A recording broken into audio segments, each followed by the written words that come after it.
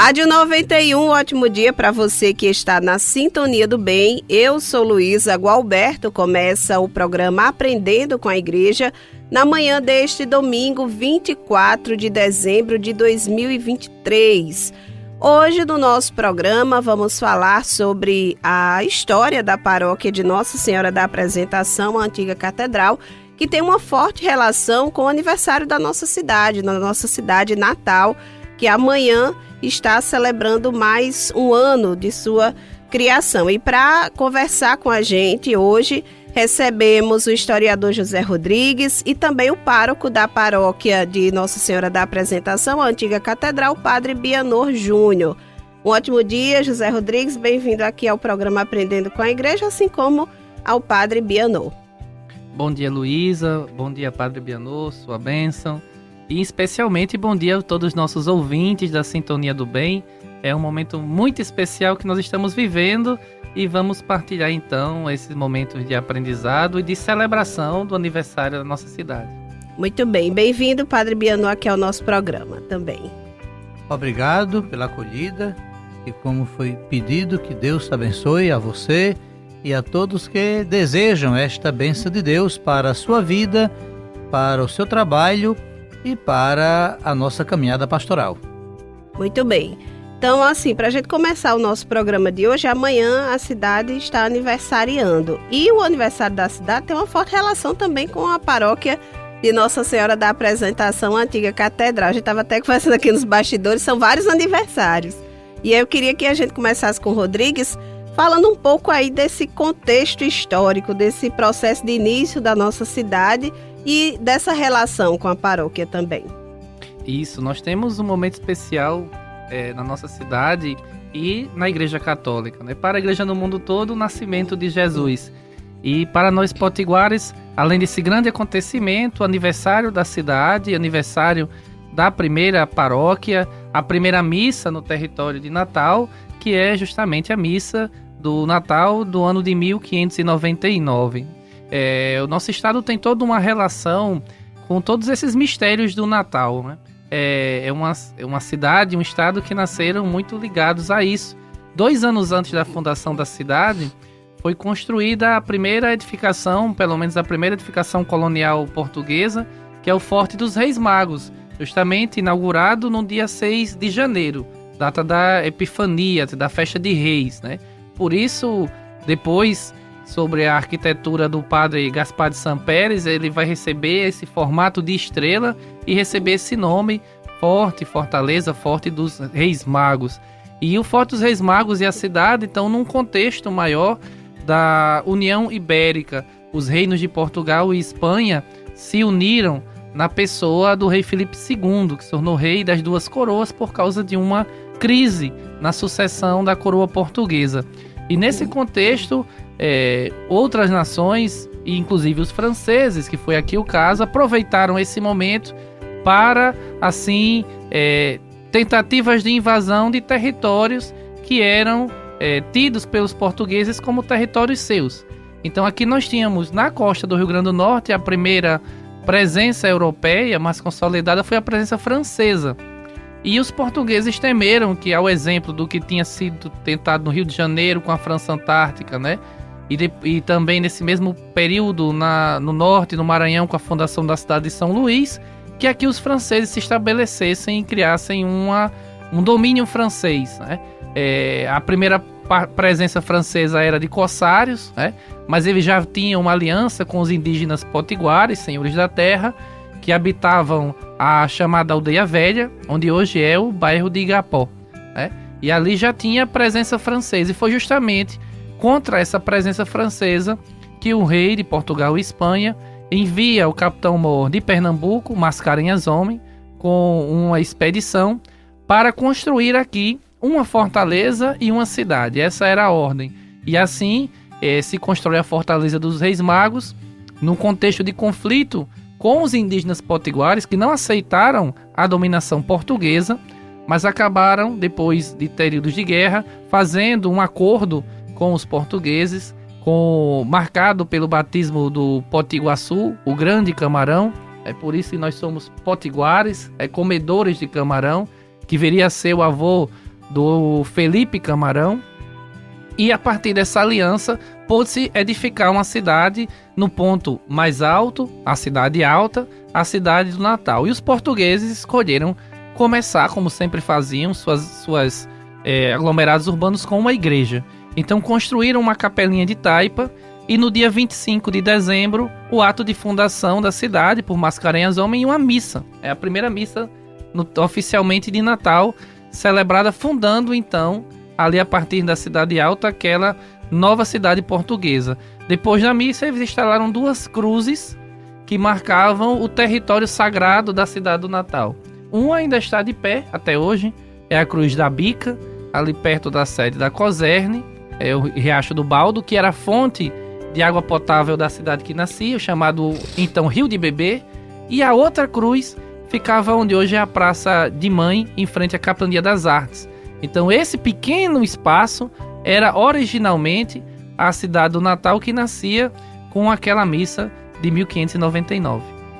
É interessante porque nessa época, né, acho que era bem comum a cidade iniciar ali numa igreja, né, digamos assim, e ela ir se expandindo no entorno da igreja, não é? E aí por que esse fenômeno acontecia, Rodrigues? Os portugueses eram católicos, um reino católico, e a igreja era importante por vários motivos. Primeiro, para abençoar o espaço urbano, né? Para demonstrar que era um espaço sagrado de um reino católico, mas também como um espaço de proteção.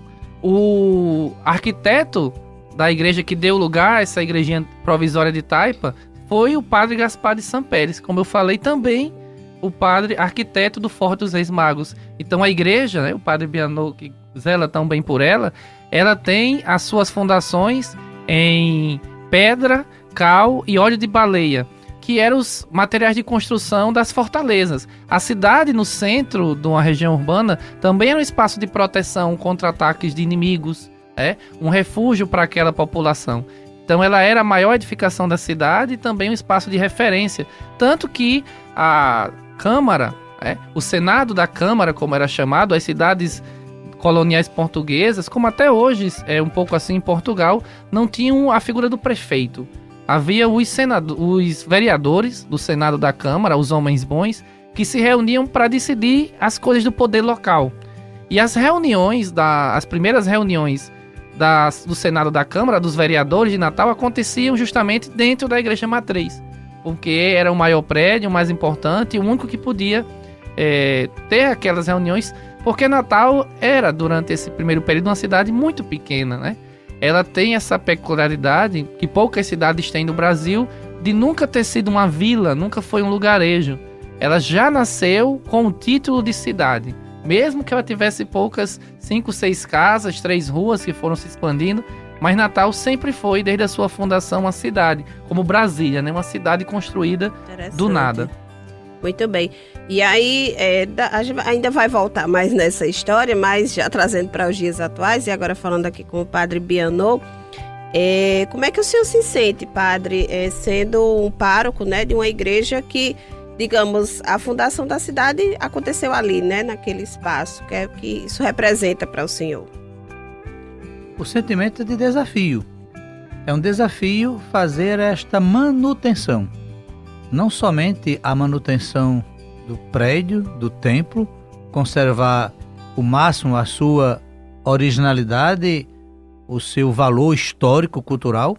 Isso é um desafio, mas além desse desafio físico, um desafio humano e pastoral.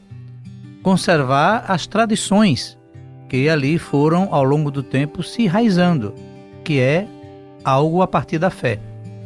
E, por exemplo, a paróquia da Apresentação, a nossa antiga catedral, ela é a portadora, naturalmente deveria ser, dos grupos mais antigos. Sim. Tem irmandades que vai fazer agora, nos próximos anos, 300 anos, outras 200 anos. O apostolado há mais de 100 anos. Então vejam como são grupos antigos e que ainda hoje eles subsistem, funcionam. E eis um desafio apresentar a novidade das definições da igreja, uma nova visão de igreja para estruturas humanas e pastorais tão antigas. Então fazer esta passagem, esta não ruptura com aquilo que é tradição, mas uma apresentação deste novo jeito de ser igrejas com o desafio do tempo de hoje. Isso se torna também um desafio para a nossa caminhada pastoral. São naturalmente pessoas, alguns mais idosos, e apresentar toda uma dinâmica pastoral para essas pessoas mais antigas e com estruturas religiosas também marcadas com a sua antiguidade. Isso se torna um desafio. Além disso, também deste desafio pastoral para esta realidade de conservação de grupos históricos e antigos, Sim. também a mutatividade, né? a saída, o êxito. O Rodrigues lembrava na sua reflexão que ali no centro da cidade foi o início, apesar de poucas casas, mas tudo se voltava para ali. E a gente, não há tantos anos, mas há poucos anos atrás, a gente via o centro da cidade ser ali. O centro da cidade que envolvia também ser o centro das atenções das pessoas para aquele entorno. Hoje não é mais, não é? As pessoas normalmente vão saindo daquele antigo centro da cidade e vão habitando, morando em bairros mais afastados. E houve um êxito das pessoas. Primeiro, para dar vez ao comércio. Por um certo tempo, as pessoas iam cedendo suas casas de residências, morando em bairros afastados, e ali tornava-se ou seu comércio ou vender aquele seu espaço para alguém que desejava ali colocar um comércio por ser o centro comercial. E também, ao passar do tempo, este centro comercial também deixou de ser ali. Muitas lojas estão sendo fechadas e o centro comercial vai também se transferindo para onde estão as pessoas, né? Vai tendo esse êxito também no tempo de hoje. Vai se formar o comércio aonde as pessoas estão, e ali vai se tornando novos centros habitacionais e novos centros comerciais, e vai se dando um êxito, uma mudança, uma evasão das pessoas, e ali se torna um ambiente aonde muitos voltam por conta daquele grupo que ainda existe, e eu faço parte dele, apesar de estar em outra paróquia, com vida pastoral nesta nova paróquia onde eu moro, mas eu volto ali porque eu tenho uma pertença àquele grupo que eu me associei há tanto tempo. Então eu me sinto pertencente àquela igreja por conta das irmandades, dos grupos antigos que eu faço parte. Sim. E também é um desafio pastoral, porque são pessoas muito ausentes do dia a dia da paróquia, mas que está presente por ocasiões onde as irmandades fazem as suas festas, os seus encontros, as suas reuniões, e então vem por aquela situação. E atrair as pessoas, que são muitas delas os passantes, né, que vão passando por ali, vem fazer um serviço e passa por ali, porque já não mais moram, poucos moram, são poucas ruas que moram. Isso é também um desafio. E o fato de ser o centro, nós temos naquele entorno da paróquia, geograficamente, vários pontos de celebrações, né? Temos a catedral, a nossa catedral tão perto, a igreja do Galo bem perto, a igreja do Rosário também muito perto, o colégio do SIC também tem celebrações, e as outras paróquias muito vizinhas, já embaixo a Ribeira, já à direita o Alecrim, enfim, são, apesar de um espaço geográfico pequeno, com muitas opções para que as pessoas possam se agregar. Então, fazer esta visão, esta organização pastoral, este acolhimento às pessoas é um desafio para o nosso tempo. Sem dúvidas. Esse é só o início da nossa conversa, ainda tem muito assunto para a gente falar hoje aqui no nosso programa. José Rodrigues e o Padre Bianot continuam aqui com a gente. Vamos a um rápido intervalo e você que está na Sintonia do Bem, não sai da Rádio 91 que a gente volta já. Rádio 91 de volta com o programa Aprendendo com a Igreja na manhã deste domingo, 24 de dezembro de 2023, hoje véspera de Natal. Estamos conversando hoje com o Padre Bianot Júnior e o historiador José Rodrigues sobre a história da paróquia de Nossa Senhora da Apresentação, a antiga catedral. No primeiro bloco a gente falou um pouco sobre esse contexto histórico inicial dessa relação entre a fundação da paróquia e também o início da nossa cidade. E aí nesse segundo bloco, vou começar aqui com o Rodrigues mais uma vez. Um fato que é interessante é que nas igrejas, antigamente, né, também elas serviu também como um espaço de cemitério, né, de sepultar os mortos. Inclusive lá na igreja, na antiga catedral, tem algumas personalidades que estão lá, não é isso? Sim, é uma tradição de que os mortos sejam sepultados no território sagrado. E os portugueses sepultavam seus mortos dentro das igrejas e no chamado terreiro da igreja, que é o que no interior ainda se tem muito o cruzeiro em frente à igreja. Então aquele espaço chamado terreiro da igreja é um espaço anexo ao espaço sagrado. Então até o final do século XIX, início do século XX, com a construção do cemitério do Alecrim, até a inauguração do cemitério do Alecrim, todas as pessoas da cidade eram sepultadas nas igrejas. Inicialmente só na igreja matriz, depois de 1714 também na igreja do Rosário. Essas duas igrejas abrigaram todas as pessoas, pelo menos as pessoas católicas, que morreram na cidade do Natal. Então tem muita gente ali sepultada. No século XIX nós passamos também a colocar as lápides nas paredes para lembrar algumas dessas pessoas. Então talvez a pessoa sepultada ali naquela igreja mais recordada, né?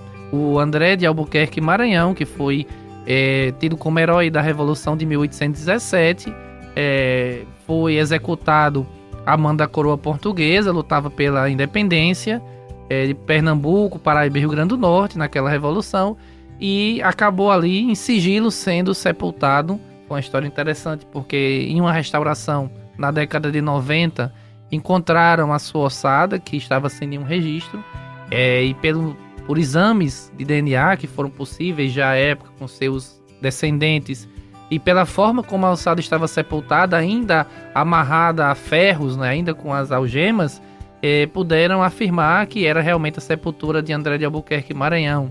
Mas também outras figuras importantes da política, capitães mores, pessoas que morreram aqui em Natal estão ali sepultadas, né? Então, bem como na igreja do Rosário, também nós temos várias figuras que estão ali sepultadas e seus registros estão no livro de óbito, né?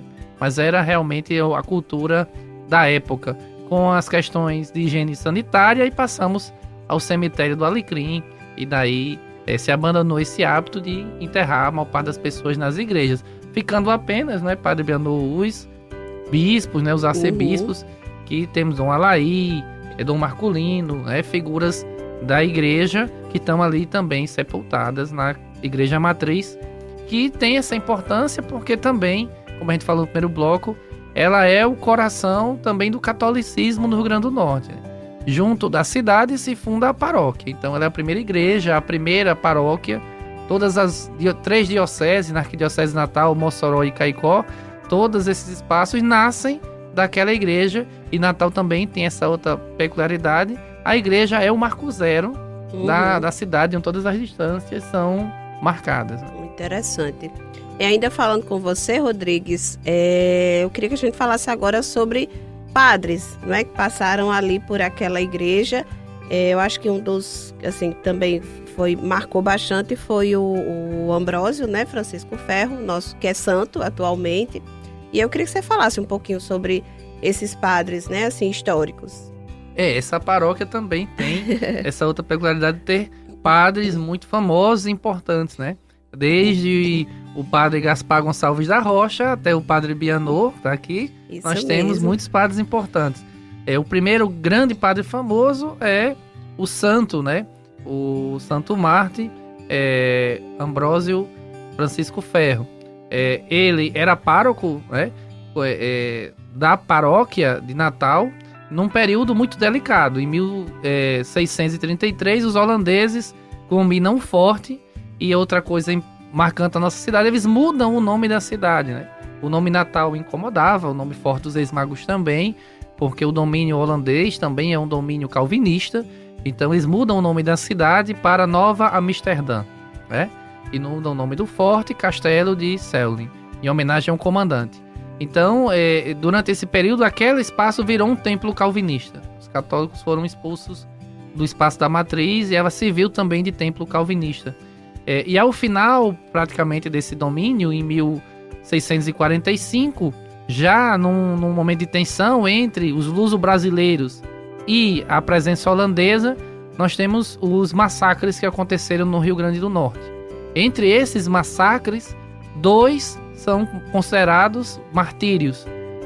Em Cunhaú, no engenho de Cunhaú, centro econômico do Rio Grande do Norte, da capitania do Rio Grande, então, e com a população de Natal, que foi levado, os prisioneiros foram levados para o porto de Uruaçu, hoje no município de São Gonçalo do Amarante, o que era um lugar desabitado à época, e levados de Natal para lá para serem massacrados longe, né,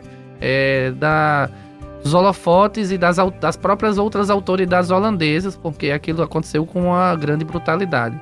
Então o primeiro padre famoso é o santo, bem como São Mateus Moreira e todos os outros seus companheiros que eram paroquianos, né, daquela paróquia de Nossa Senhora da Apresentação.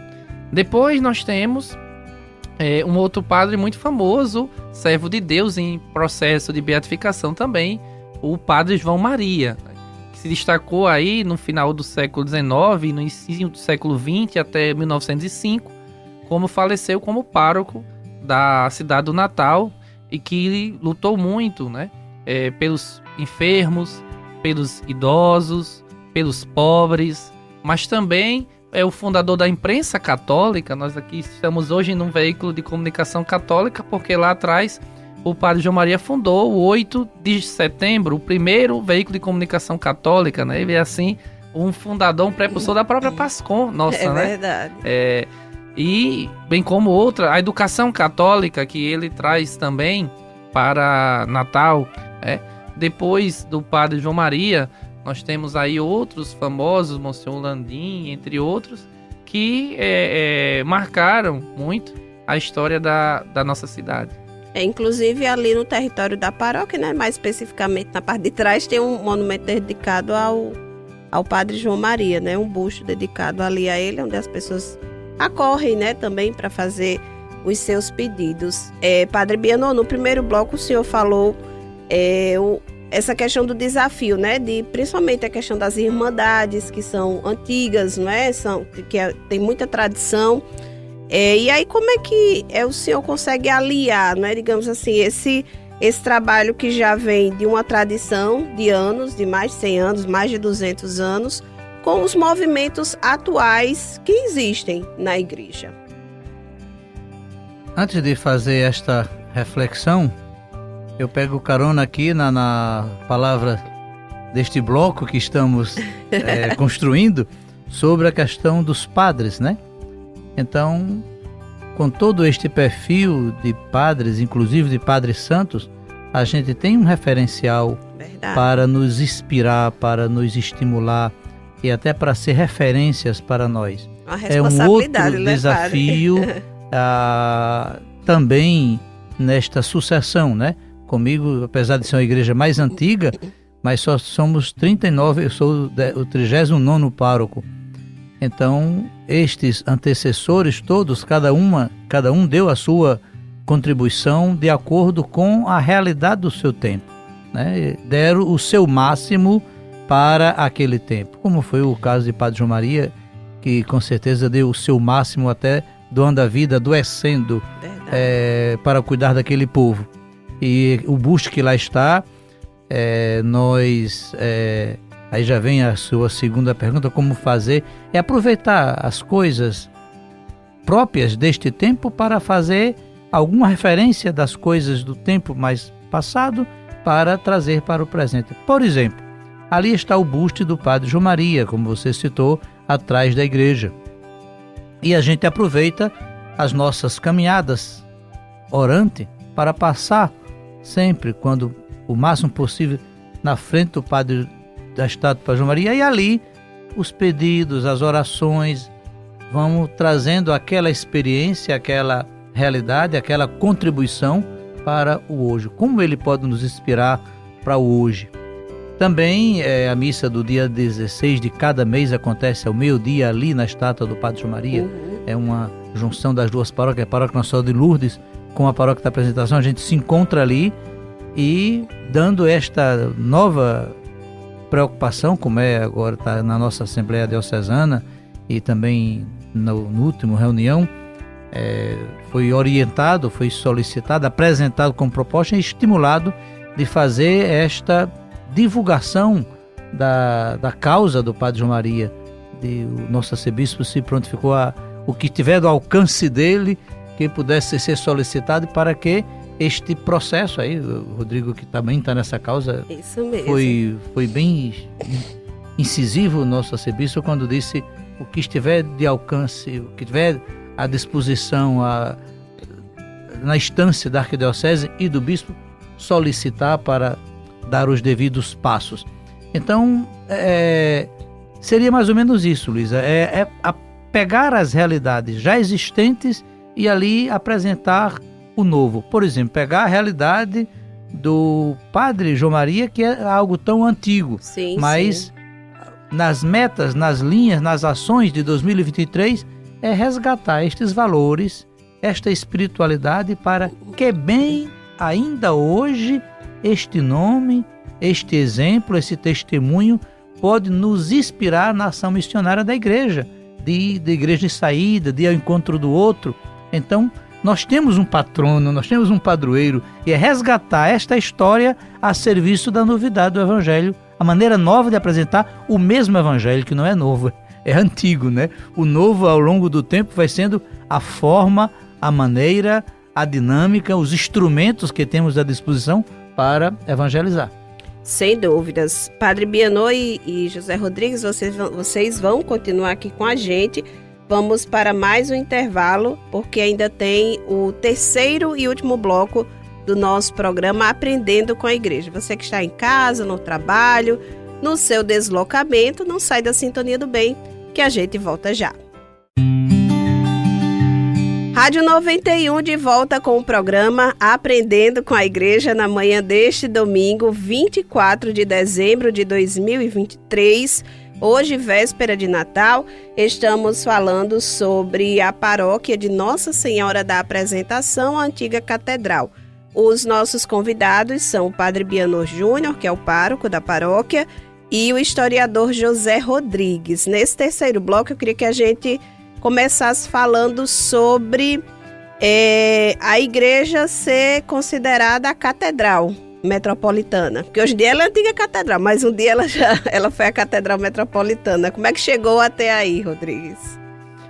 Foi bastante natural que a primeira igreja e a igreja central, porque quando Natal virou uma diocese, né, 1909, então a principal igreja mais central do estado era a igreja de Nossa Senhora da Apresentação, né? Por todos esses motivos que a gente vem elencando, né? Toda a sua história, abrigar a padroeira da capital, Nossa Senhora da Apresentação, que foi ali abrigada, e ser a principal referência no centro da capital. Então ela se torna a primeira catedral da nossa diocese. Depois tivemos a criação das dioceses de Mossoró e Caicó e a elevação à arquidiocese. Ela se torna a catedral metropolitana da arquidiocese, até a construção da nova catedral, né? E sua inauguração já nessa virada dos anos 80 para os anos 90. mas o desejo, né, de uma igreja maior, ele já vem de muito antes, né? Já o padre João Maria, já falado no bloco anterior, já imaginava a famosa igreja nova, uma igreja que comportasse a população da cidade. Ele já enxergava, no início do século XX, que a cidade tinha um potencial de expansão e que a igreja matriz era pequena, né? Ela teve várias ampliações ao longo da sua história, até chegar ao tamanho que tem hoje, né? O vigário Bartolomeu Fagundes conclui a torre, né, e encerra esse processo de ampliações, mas ela já termina sua reforma pequena para a população da cidade. Então o padre João Maria, inclusive, cavou os alicerces de onde hoje está a catedral. Ele que ganha esse terreno, ele ia com a população até fora da cidade, e aí, olha que interessante, ele ia à praia, e a praia estava fora da cidade. Então fazia uma caminhada, saindo da cidade até a praia, para trazer as pedras da praia, para fazer ali a nova igreja, né? Lá da Praia de Areia Preta, Ponta do Morcego, Praia dos Artistas hoje, da nossa capital. Mas esse processo, quando ele morre de construção, ele é abandonado, depois da epidemia de varíola se para. Depois, com Dom Marculino, ele foi retomado. Se faz um projeto de uma igreja neogótica, aos moldes do que é a Catedral de Fortaleza, para quem conhece, um pouco também parecido com a Basílica de Nossa Senhora Aparecida. Mas por causa da dificuldade que também, mais uma vez, o nosso estado passava, esse projeto ele é paralisado. Dom Eugênio, enquanto administrador da diocese, ele vai priorizar a assistência social com o movimento de ação rural SAR, né? E aí paralisa-se esse projeto e ele já é retomado no modelo mais moderno e também foi visto como economicamente mais barato, que é esse modelo que nós temos, que tem uma solução arquitetônica, uma catedral que não tem coluna, né? E a partir dessa nova construção, a igreja catedral muda, né? Da antiga catedral para a nova catedral.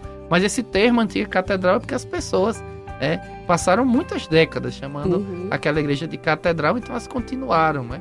O Dom Marculino, que é o primeiro arcebispo que vai dar impulso a essa mudança, ele nas festas de Nossa Senhora da Apresentação, ele costumava dizer, né, que a catedral está no povo.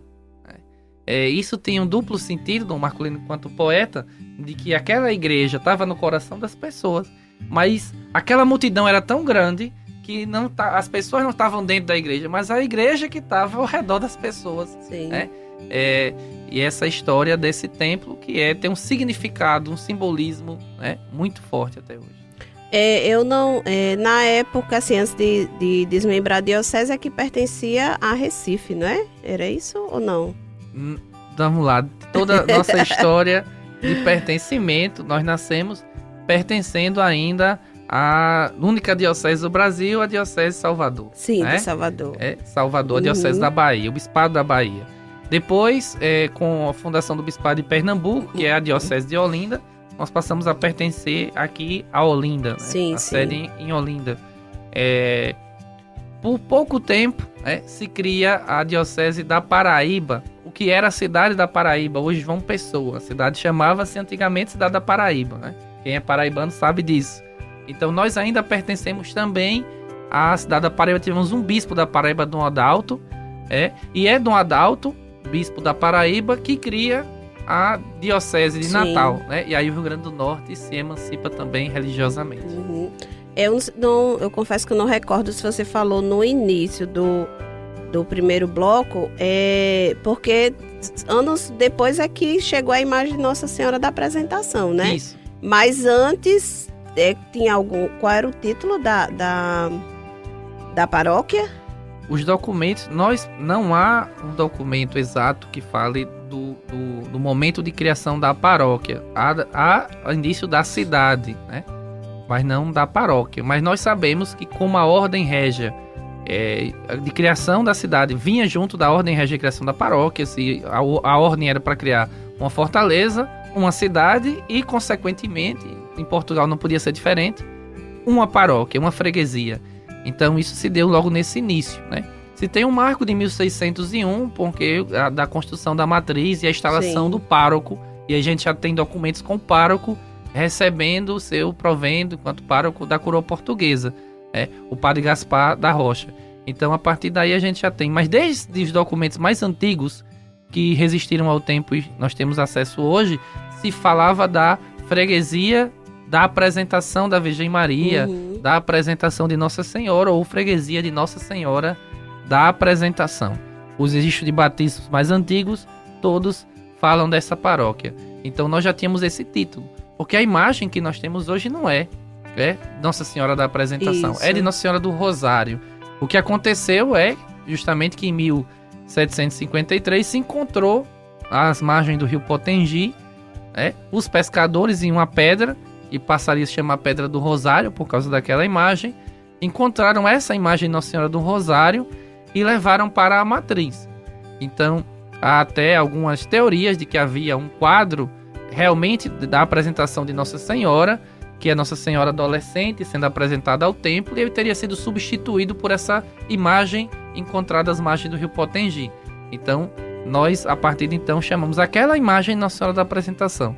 Mais do que nós temos enquanto história, que sempre tivemos aqui, desde a fundação, a paróquia de Nossa Senhora da Apresentação. Não há registro de um padroeiro anterior. Entendi.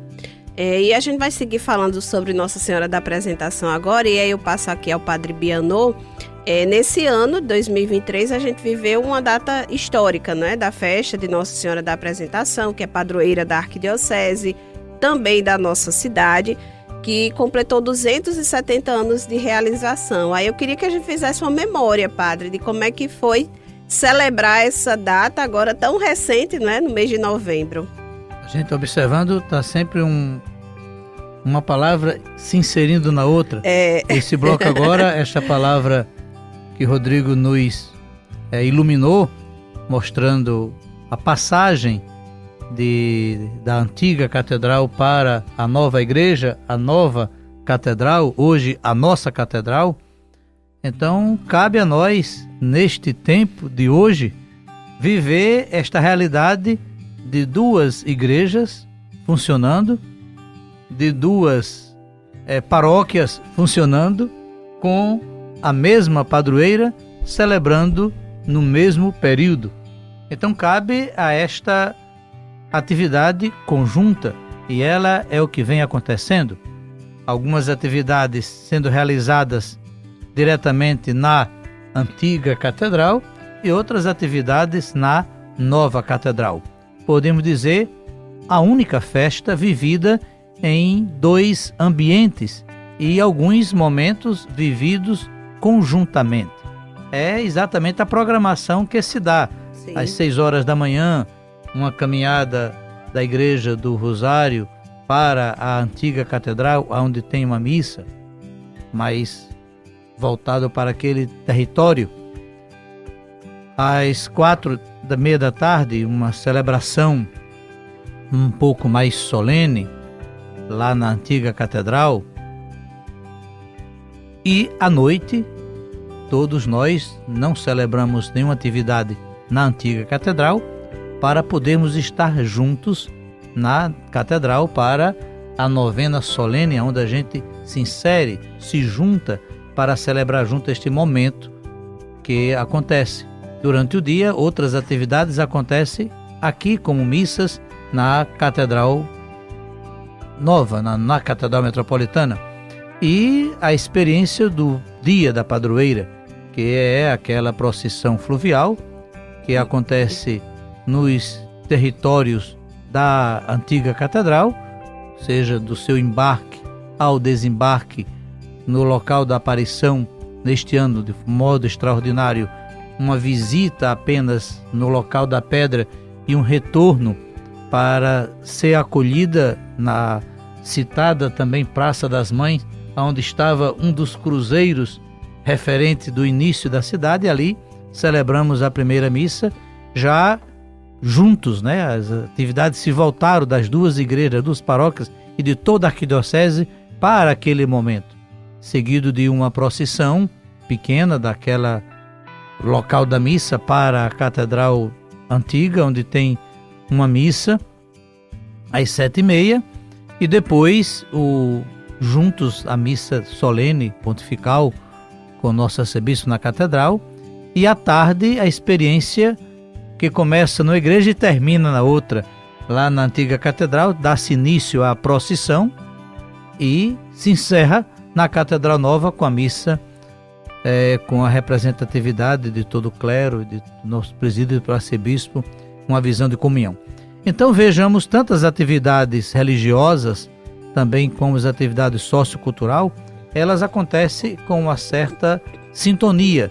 Haja vista a tarde festiva, que acontece num período fora do período da festa para favorecer a todos, a pedalar da caminhada, né? A maratona, a caminhada. Sim, a corrida e caminhada. Promovida pela Catedral Metropolitana, que abrange toda a cidade. O Ângelus Potengi, que é uma atividade mais de iniciativa da antiga catedral, mais divulgada nas novenas, nos meios da catedral, da festa, é divulgado, é apresentado como uma proposta nossa de toda a igreja. Enfim, são atividades que às vezes são tomadas por iniciativa de uma paróquia, porém adotada por todo, porque se trata de uma única festa, a festa da apresentação, que, ao meu ver, celebrando este ano comemorativo dos 270 anos, teve a sua devida ênfase, um fervor, uma participação, um crescimento na participação das pessoas, nas atividades promovidas, enfim. Considero como um momento muito especial de comunhão, de participação, de sintonia, de comunhão, desde a preparação, das ideias do antes da festa até a execução da festa, essa sintonia entre os padres, entre os fiéis e entre as paróquias. Isso mesmo. Em uma das matérias até que a gente produziu nesse período, para as redes sociais da Arquidiocese, eu lembro que Rodrigues falou até que a festa, ela alia a tradição e a novidade, não é, Rodrigues? Assim, a cada ano, essa festa ela vem se renovando, não é? Assim, mais pessoas vêm participando também, não é? Eu acho que pega muito desse gancho, né? De aliar a tradição com a novidade de cada ano.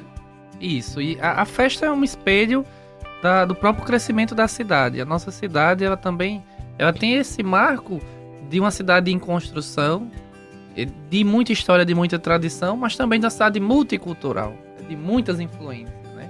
E essas influências vão construindo o novo. Desde da base, né? Que está lá, as raízes na nossa Zona Norte, com os Potiguara, com a Aldeia Velha, ali estão as raízes, né? Culturais verdadeiras. Depois o bairro da Cidade Alta e a presença portuguesa, sua primeira expansão para a Ribeira, né? E essa vocação comercial e de abertura para o mundo. A Ribeira simboliza muito isso, era o porto, era a ligação com o mundo. Natal é uma cidade conectada ao mundo, né? Depois Natal se expande para, de um lado, no período da Belle Époque francesa, para o bairro de Cidade Nova, Tirol e Petrópolis, o bairro das classes altas, né? O bairro das ruas largas, dos grandes terrenos, onde habitavam a elite econômica da cidade, ao mesmo tempo que ela se expande para as periferias. De um lado, um bairro que teria uma vocação mais operária, que é o Alecrim, né? Também um bairro projetado, e do outro lado, a sua periferia mais desorganizada, genuína, mas também mais popular, que foi o bairro das Rocas. E aí tem esse período, segundo momento de expansão da cidade. E a partir da década de 40, nós temos uma Natal antes e uma Natal depois da presença de Natal na Segunda Guerra Mundial. Essa vocação cosmopolita, ela é reconhecida. Natal é a esquina do mundo. Natal, o trampolim da vitória, né? Tanto pelo Rio Potengi, os hidroaviões, como a base de Parnamirim, que à época era Natal, né? Fazia parte do território Natal. O mundo vai conhecer Natal e Natal vai conhecer o mundo. E depois da Segunda Guerra, ela se torna uma metrópole. Ela entra como uma cidade pequena. Nosso período colonial, um bispo de Pernambuco, nós falamos aqui da diocese de Pernambuco, Dom de Santa Teresa, um carmelita, ele chamava Natal de não tal, porque tinha o título de cidade, mas não tinha tamanho de cidade. E durante todo um período também no Brasil Império, Natal permaneceu muito pequena. Era na década de 40, com a presença norte-americana, com a migração maciça das pessoas do interior para cá, em busca de emprego, de colocação, que a cidade se torna uma metrópole. E nessa segunda Natal nós também temos um marco da participação da igreja na história de Natal, com o movimento de Natal, dando resposta a essa metrópole e seus problemas, enxergando que a migração do campo para a cidade gerava um problema social e que Natal tinha que dar uma resposta lá onde as pessoas estavam sofrendo, que era no campo, né? A escola radiofônica e todas as iniciativas para chegar onde as pessoas estavam nas comunidades. Então essa segunda grande Natal, ela vai se expandindo para a metrópole que nós conhecemos hoje, e aí as fronteiras elas vão caindo e os outros diversos bairros da cidade vão sendo ocupados, criando essa cidade espalhada, como o Padre Bianot disse no primeiro bloco, né? Mas que desse movimento nós esperamos que também pulse, como todos os meses de novembro, pulsa voltando ao seu centro, voltando à sua tradição original. Então a festa Nossa Senhora da Apresentação, ela reflete muito isso, de uma cidade que está em expansão e que é multicultural, tem influência portuguesa, influência indígena, influência africana, a influência norte-americana. Natal, primeiro lugar onde se bebeu Coca-Cola, se engarrafou Coca-Cola, se mascou, goma de mascar, tudo isso entrou em Natal, que se usou bermuda comumente. Então é uma cidade cosmopolita, mas também que volta sempre para a sua tradição, para o seu chão. É um lugar onde as pessoas têm essa ligação com as suas raízes. A festa é muito isso. É uma festa sempre aberta ao novo, com inovações, como foi o Ângelus Potengi, as transmissões da festa, as inovações nas procissões, nos meios de comunicação, a corrida, Nossa Senhora. Então, sempre elementos novos, cosmopolitas, mas também mantendo as tradições, a presença na Pedra do Rosário, a própria imagem, que é o símbolo maior dessa tradição religiosa da nossa cidade. Sem dúvidas. Padre Bianot e Rodrigues, assim, a gente teria aí teria assunto para conversar mais outro tanto, mas infelizmente o nosso programa já está chegando ao final. Mas antes da gente se despedir, eu queria que o Padre Bianot falasse um pouquinho sobre como é que as pessoas podem visitar a igreja, né? Assim, a gente falou aqui, reforçou esse aspecto histórico, né? A igreja belíssima. Como é que as pessoas podem visitar e também se inserir na vida da paróquia? A nossa paróquia, ela tem passado nestes últimos dias por uma restauração física. Solicitamos a licença do IPHAN necessária para que estes trabalhos aconteçam. Nos foi concedido, autorizado a restauração, e em setembro começamos esse trabalho e estamos para apresentar agora no aniversário da igreja. Está devidamente concluído de hoje para amanhã, está se concluindo esse trabalho de restauração interna e externa da igreja. Então, é uma igreja que está devidamente conservada e aberta para a nossa visitação. Contemplar, curtir este poço de cultura que é a igreja. Às vezes as pessoas que visitam dizem assim: para onde a gente se vira aqui tem um pedaço de história. É verdade. E é para cima e é para baixo. Se a gente olha para o teto, vê uma coisa antiga. Se a gente olha para o chão, vê uma sepultura, vê os restos de uma pedra que foi da antiga. Do outro lado está sendo pensado a pedra fundamental para ser... Enfim, é a história viva em elementos, em coisas para se ver. Então, na parte da manhã, a igreja está aberta e a parte da tarde também está aberta, e tem a missa diária, só não na segunda-feira, às 4:30 da tarde. E por isso você é convidado a visitar, a rezar nesse ambiente que é chão da cultura religiosa do nosso estado. E aproveitar o momento para convidar a todos para... Hoje, logo, tivemos a missa na manhã de hoje, às 7 horas, a missa do tempo do Advento, a quarta semana, mas hoje ainda, logo mais às 18 horas, não às 4h30 no dia de hoje, e sim, hoje às 18 horas, a missa de Natal aqui em nossa Igreja Matriz da Apresentação. E vamos contemplar aquele gesto de Nossa Senhora. Colocou o menino na manjedoura. Nossa Senhora que colocou Jesus num coxo de comida dos animais. Jesus foi colocado no ambiente aonde se colocava a comida. E depois este Jesus se torna a comida, a Eucaristia, para alimentar o mundo todo. Então é o que vamos, no dia de amanhã, celebrar o nascimento deste menino que é Deus, que nos salva, e celebrar, junto com o seu aniversário, o aniversário de tantas reflexões aqui apresentadas neste programa. Pois é. O aniversário da cidade, da paróquia, da igreja, de Jesus, enfim, temos tanto para celebrar.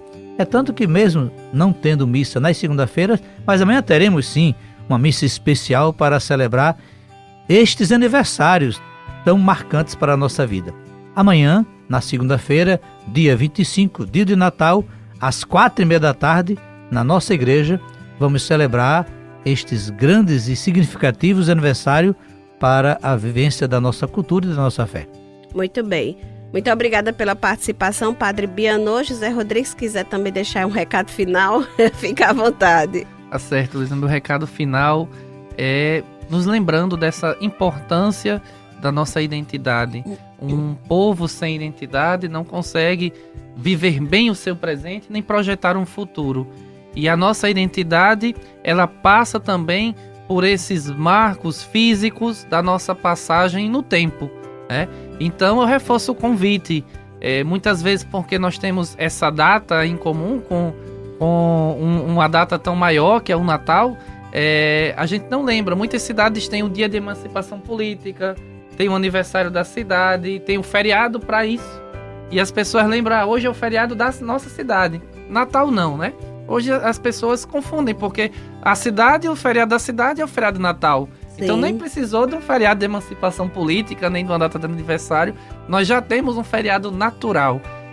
Mas que as pessoas, nós natalenses, lembremos que além dessa grande festa, é também o aniversário da nossa cidade. Se você puder, venha ao centro de Natal, né? Experiencie esses espaços que são marcos da nossa identidade. Se puder, no dia 25, né, todos os nossos irmãos católicos na nossa audiência, vão à missa na Igreja Matriz, no dia 25, ou em outra data aqui desse período, né? Ou vão mesmo à igreja, mostrem seus filhos, aqui nasceu a nossa cidade, aqui nasceu a nossa identidade. Isso é importante para a gente se sentir realmente natalense, construindo um projeto coletivo de cidade, de comunidade e projetar um futuro melhor para a nossa sociedade. No mais, agradecer aqui sempre o espaço maravilhoso desse programa Aprendendo com a Igreja, um programa de uma importância grande para os católicos e para todas as pessoas de boa vontade. Desejar a você, Luísa, ao Padre e a todos os nossos ouvintes um feliz e abençoado Natal. E está sempre aqui à disposição da nossa 91.9, a Sintonia do Bem. A gente aqui agradece mais uma vez, Padre Bianô, José Rodrigues, pela participação, e a você que ficou aí em casa, no trabalho, no seu deslocamento, também muito obrigada pela audiência, um Feliz Natal, e semana que vem tem mais programa Aprendendo com a Igreja.